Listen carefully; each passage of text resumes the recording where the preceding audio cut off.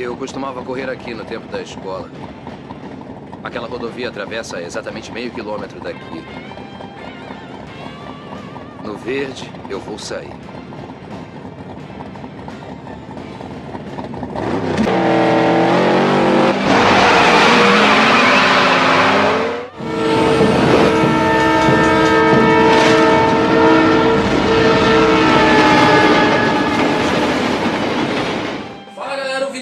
Sobre a saga Velozes e Furiosos. Eu vou falar um pouco aqui de cada filme e da evolução dessa franquia ao longo dos anos. Então a gente se vê depois da vinheta.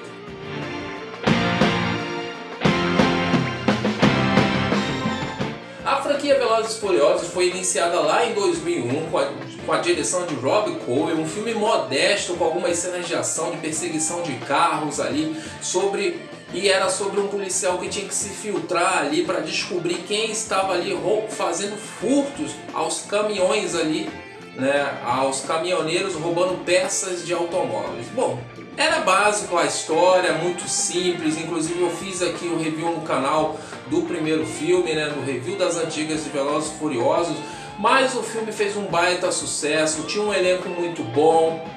Por mais que a história seja simplista, o filme se sobressaiu e, claro, entrou ali na cultura das corridas de rua, cativou as pessoas no âmbito da cultura pop. Então, Velozes e Furiosos 1 foi um grande sucesso, tá?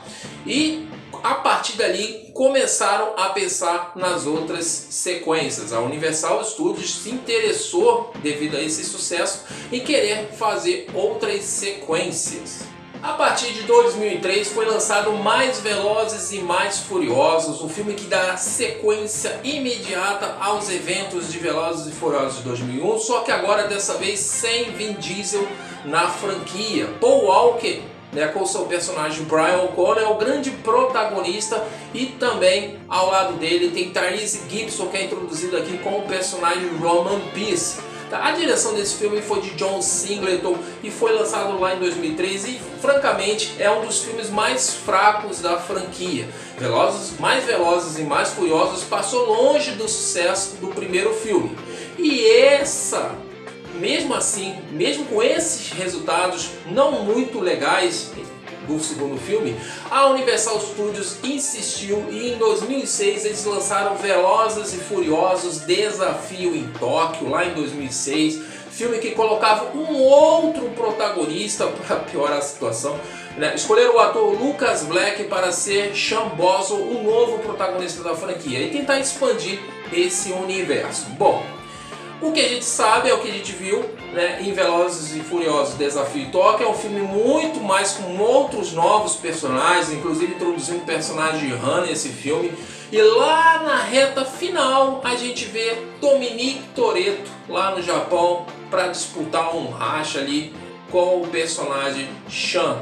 E é ali que a gente tenta entender, né, os rumos que a franquia teria daqui para frente. Mas, de novo, Velozes e Furiosos Desafio em Tóquio não agradou a crítica, o público, e a bilheteria também foi muito fraca, muito longe do que foi o primeiro filme.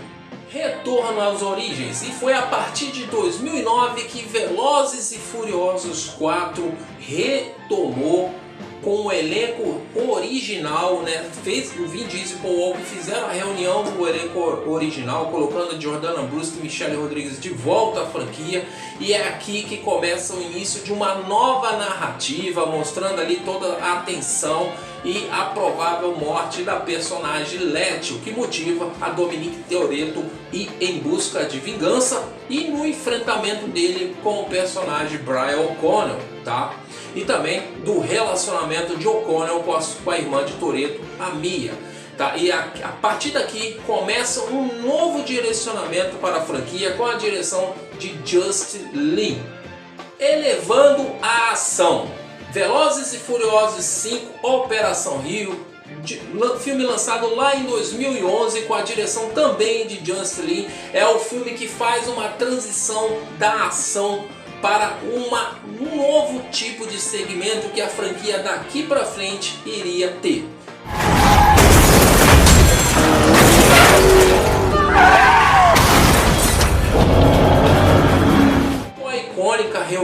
personagens dos filmes anteriores, introduzindo o Tash, que foi apresentado no segundo filme, Roman Peace também, né? A personagem Gisele, da Gal Gadot, e o personagem Han, todos migram para o Rio de Janeiro para efetuar um grande golpe contra o grande vilão da trama, que é o Reis, né? E tem muitas cenas de ação impactantes, o filme é muito bom e também introduz o personagem Luke Hobbs, interpretado por Dwayne Johnson. A partir daqui, Dwayne Johnson entra para a franquia Velozes e Furiosos e é um dos personagens mais icônicos dessa saga. Então, a partir daqui, Velozes e Furiosos 5 toma novos rumos e olha, o filme se expande muito mais no seu modo história. Desafios globais.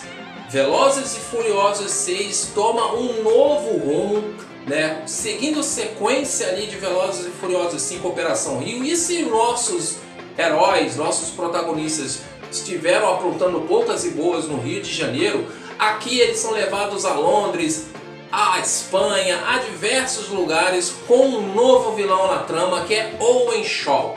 E a grande revelação é que a personagem Letty, que a gente já tinha visto na cena pós-crédito no 5, não estava morta, ela foi recrutada pelo vilão Owen Shaw, porque Letty perde a sua memória. Então ela fica com amnésia e chega ali o Owen Shaw oferecendo um empreguinho de vilão, vem trabalhar comigo? E aí ela topa, né, sem saber também da dimensão e do mau caratismo do Owen Shaw.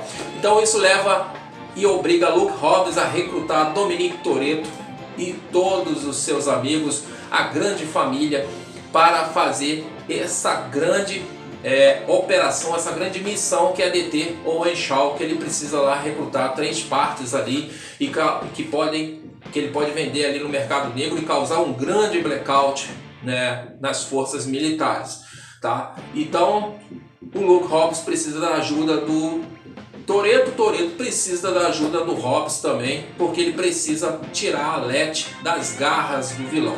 Então Velozes e Furiosos 6 foi um baita sucesso, filme lançado em 2013 com direção também de Justin Lin lá em 2013, e é um grande filme maravilhoso. Inclusive assisti há pouco tempo, reassisti esse filme há pouco tempo, já devo ter assistido esse filme mais 7, 8 vezes, ele é maravilhoso.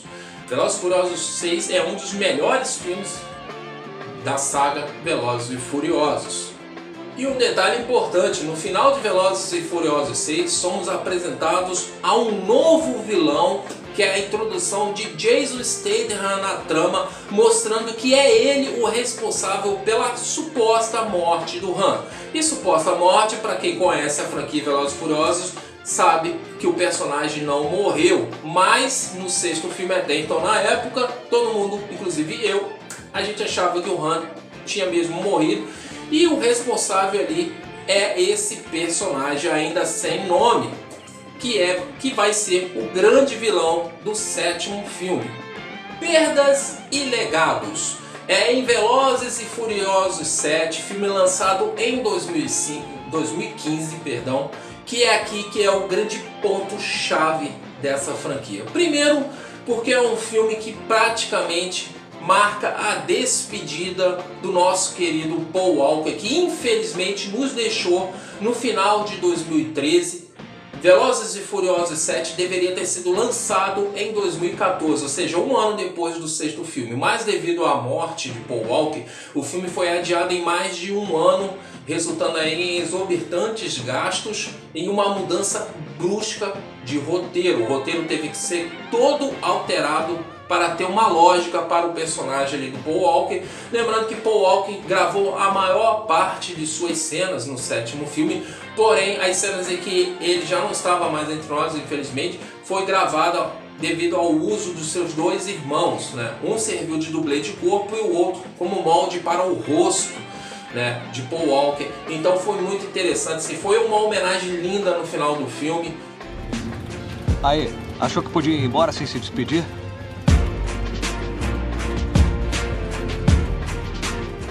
Filme ele introduz o vilão, né? Nos apresenta, na verdade, o vilão Deckard Shaw, que é irmão de Owen Shaw, e o Deckard Shaw ele já aparece no final do 6º filme e mostrando que ele é o responsável pela morte do personagem Han. E aqui, né, somos apresentados também a nova tecnologia, o olho de Deus, que é uma tecnologia muito potente, capaz de fazer um reconhecimento facial global de qualquer pessoa, de qualquer lugar do mundo, onde tiver uma câmera, né, essa pessoa vai ser reconhecida. É uma tecnologia muito perigosa se cair nas mãos de determinadas pessoas. Então, esse é um arco central ali que Dominic Toretto, Paul Walker, né, Toretto, Brian O'Connell e sua turma tem que se unir para poder deter Deckard Shaw, que está ali buscando, na verdade, vingança, mas ele se alia a outro vilão para poder ali chegar até Toretto e seus amigos. O filme é marcado por excelentes cenas de ação, muito interessante, como o diretor James Wan, né, diretor de Invocação do Mal 1 e 2 e de tantos outros filmes no segmento de terror, entra para esse filme de ação e manda muito bem. É o primeiro filme da franquia a fazer mais de $1 bilhão. Claro que a comoção de todos que foram para o cinema foi para ver como é que eles iriam dar um fim ao personagem de Paul Walker. Você sempre estará comigo. E sempre será meu irmão. E aqui no filme ele é colocado como uma aposentadoria. Ele se aposenta, ele deixa junto com a Mia, né, e resolve seguir, já que eles têm 2 filhos, então eles resolvem ali se afastar, né, das futuras confusões que a família Toretto sempre se mete. O filme é assim, lindo, final perfeito, maravilhoso. A franquia, aliás, poderia inclusive ter terminado nesse filme, tá?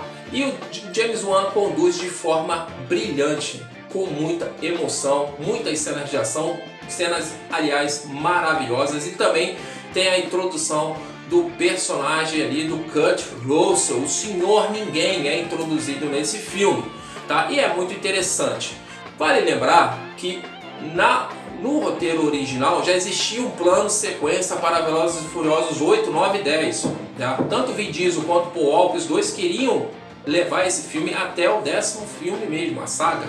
Eles queriam levar a saga até esse 10º filme, né? Tudo bem elaborado, mas infelizmente aconteceu essa tragédia com o ator Paul Walker e aí uma mudança brusca no roteiro e o personagem Brian O'Connell acabou sendo retirado de cena. Novas alianças. É a partir de Velozes e Furiosos 8, filme lançado lá em 2017, que a gente vê um novo ciclo começando e a gente tem ali Dominic Toretto, Dom Toretto, enfrentando pela primeira vez a sua família, porque dessa vez ele é obrigado a enfrentar a sua família e seus amigos para, né, cumprir a missão que a vilã Cypher, introduzida aqui com a atriz excelente Charlize Theron, tá? É a nova vilã da franquia, ela é introduzida nesse 8º filme e, claro, né, várias surpresas. O Toretto descobre que tem um filho, né, que ele teve um filho com a Helena, que foi um rápido relacionamento que ele teve ali do 5 para o 6, né? Então, na história, ela acabou tendo um filho do Dominic Toretto, mas não falou para ele. E ele só fica sabendo ali, lá dentro do avião, porque a Cypher sequestra, né? Ela captura a Helena, tá? E ali o filme vai tomando novos rumos e é um filme também que fez mais de $1 bilhão de bilheteria.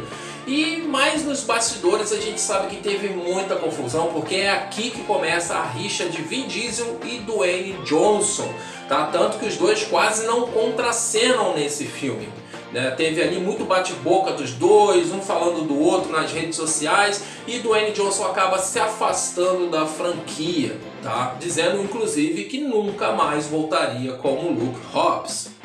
Mas esse nunca mais volto como Luke Hobbs não durou muito tempo, pois lá em 2019 foi lançado o primeiro spin-off da franquia Velozes e Furiosos, chamado Velozes e Furiosos apresenta Luke, Hobbs e Shaw, tá? E é esse spin-off que foi o grande motivo da briga de Dwayne Johnson e Vin Diesel na época, porque o Vin Diesel não queria que esse spin-off acontecesse e Dwayne Johnson já achou interessante ter um filme desse spin-off voltado mais para o personagem tanto do Hobbs como do Shaw. Aqui o foco, lógico, são os dois são grandes protagonistas. Também é introduzido na franquia a irmã do Owen e do Deckard Shaw, né? A personagem aqui interpretada pela Vanessa Kirby, ela é introduzida nesse filme como a irmã do Deckard Shaw. E claro, né, muitas cenas de ação. O vilão é o grande ator Idris Elba, que manda muito bem nesse filme, tá? E a direção desse filme aqui é do David Leitch, diretor de Deadpool 2 e Atômica, né? E um dos produtores da franquia John Wick. O oitavo filme foi o F. Gary Gray, que dentro das suas possibilidades ele mandou muito bem na direção, tá? Mas a partir de Velozes e Furiosos 8 a história começa a dar uma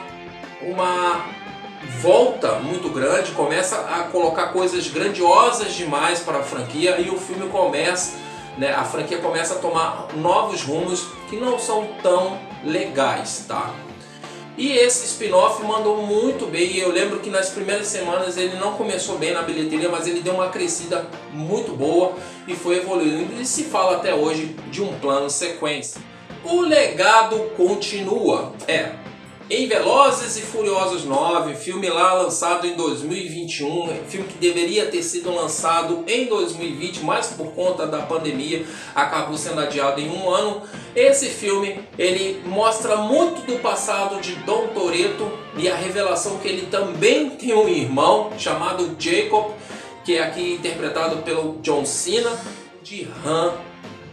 Aliás, tem dois retornos em Velozes e Furiosos 9. O retorno do personagem do Sukeng como o Han, né? O Han, a gente descobre que ele não morreu, né? Que quem salvou ele foi o Senhor Ninguém, recrutou o Han para uma missão específica. E também tem o retorno do diretor Justin Lin, né? Ele volta a dirigir a franquia, um filme da franquia, depois de ficar 2 filmes fora, o Velozes e Furiosos 7 e 8, né? No 7 na época ele estava mais voltado ali para Star Trek, tá? Então ele acaba não dirigindo Velozes e Furiosos 7 e cai na mão do James Wan, né, o diretor na época. E no 8 ele também estava comprometido com outros projetos. Então ele retorna aqui no 9 e é um filme assim que eu digo que ele é muito morno, porque Velozes e Furiosos 9 ele foca muito em explicar o passado, porque eles têm que explicar esse personagem novo, o Jacob, como é que ele nunca foi mencionado em 8 filmes. Eles se dão esse trabalho boa parte do filme, tá? Fica mostrando muito do passado, né, do Dominic Toretto, inclusive da relação dele com o pai, né, como que tudo aconteceu, como foi o acidente que acabou tirando a vida do pai dele, do Jacob, né, da relação deles, que se partiu, né, no meio por completo. E então o filme foca muito nisso, mas também tem as cenas bizarras que Velozes e Furiosos chega no espaço. Então realmente a franquia foi começando a se perder e a bilheteria também foi caindo. A bilheteria de Velozes e Furiosos 9 foi bem abaixo do que o estúdio esperava em relação ao 7 e o 8, né? Então começou ali já um foco, fez 726 milhões de dólares na época globalmente, mas muito abaixo do que o estúdio imaginava que o filme fosse ter. E chegamos perto do rumo final, que é com Velozes e Furiosos 10, filme lançado lá em 2023, no início do ano passado, né? E é um filme muito discutido. Apresenta o melhor vilão da franquia, que é o personagem do Jason Momoa, né? E o Dante Reis acaba sendo o melhor vilão, ele acaba se sobressaindo porque o Jason Momoa conseguiu dar uma característica a mais para o vilão, coisa que faltou tanto na Cypher quanto no Deckard Shaw e no próprio Owen Shaw. Você cometeu um erro. Você não tirou o meu carro. Esses vilões faltava alguma coisa e o personagem de Jason Momoa acabou acrescentando. Só que é um filme que ele foca tanto em apresentar tanto personagem que só o modo história fica muito confuso, fica muito sem sentido algumas coisas. E é o penúltimo filme da franquia, né, dando um baita cliffhanger para o último filme, que será Velozes e Furiosos 11. Então realmente chega a expectativa ali que a franquia vai chegar ao seu final. Mas também é um filme que na sua cena pós-crédito, traz o retorno de Dwayne Johnson, The Rock, como Luke Hobbs. Ele aparece ali na cena pós-crédito, o colocando de volta à franquia, porque ele volta e faz as pazes com Vin Diesel, tá tudo certo, são best friends forever, e tá tudo certo. E inclusive Luke Hobbs vai ganhar um filme solo só dele. Então foi mais um motivo para o ator retornar para a franquia. E Velozes e Furiosos 11 tem uma previsão aí de estrear entre 2025 a 2026. E são os rumos finais dessa franquia, né? O grande vilão desse filme aqui não é a Cypher, né? É o Dante Reis em busca de vingança. O Dante Reis, ele é filho do Hernan Reis, o vilão do 5º filme. Inclusive o 10º filme ele trata de mostrar ali a cena do roubo do cofre do Hernan Reis lá de Velozes e Furiosos 5, inclusive trazendo o flashback do Paul Walker de volta à franquia. E tudo indica que no 11º filme a gente vai ter sim o personagem do Brian O'Connor fazendo alguma aparição ali. Os irmãos do Paul Walker provavelmente vão participar desse filme para poder ajudar no CGI. Então muito provável que o personagem Brian O'Connor apareça no 11º filme, porque não tem sentido terminar e encerrar a franquia Velozes e Furiosos no cinema sem a aparição do personagem Brian O'Connor. Bom, diga aqui nos comentários o que você acha da saga Velozes e Furiosos. Para você faz sentido essa saga existir? Não faz sentido? Deixa aqui nos comentários, deixe o seu like, se inscreva no canal e ative as notificações. Meu muito obrigado por você que ficou até o final do vídeo. Forte abraço e a gente se vê numa próxima. Tchau!